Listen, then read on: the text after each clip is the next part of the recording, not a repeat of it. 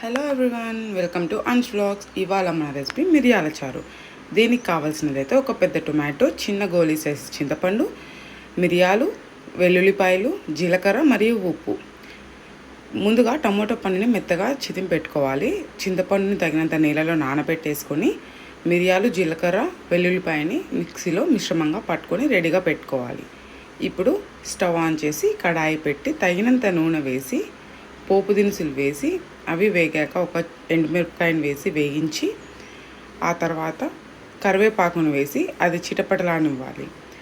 ఇప్పుడు మనం ముందుగానే నలిపి పెట్టుకున్న టొమాటో పండు మిశ్రమాన్ని వేసి బాగా కలపెట్టాలి, లేదంటే ఘాటు వచ్చేస్తుంది. సో ఖచ్చితంగా కలిపి తీరాలి.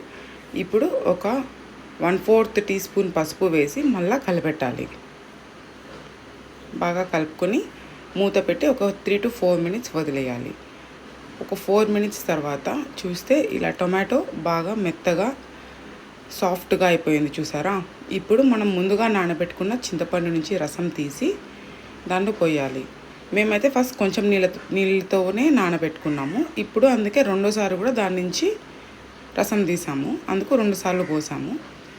ఇప్పుడైతే మనం ముందుగా దంచి పెట్టుకున్న వెల్లుల్లిపాయ, మిరియాలు, జీలకర్ర ఈ మిశ్రమాన్ని వేసి తగినంత సాల్ట్ కూడా వేసి కలపాలి.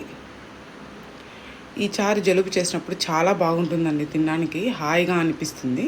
అలానే వానలు పడేటప్పుడు వేడివేడిగా తింటే కూడా చాలా బాగుంటుంది. ఉప్పు వేసి కలుపుకొని మూత పెట్టేసి ఒక 4 minutes మళ్ళా వదిలేయండి. ఆ తర్వాత మూత తీసి చూస్తే ఇలా చారు బాగా ఉడుకుతూ కనిపిస్తుంది. చూసారా ఎంత బాగా ఉడుకుతుందో, కలర్ కూడా ఎంత బాగా వచ్చిందో.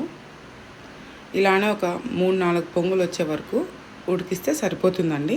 మరి ఎక్కువసేపు ఏం అవసరం లేదు, మళ్ళీ చారు ఎగిరిపోతుంది. అంతే, మన వేడి వేడి మిరియాల చారు రెసిపీ రెడీ.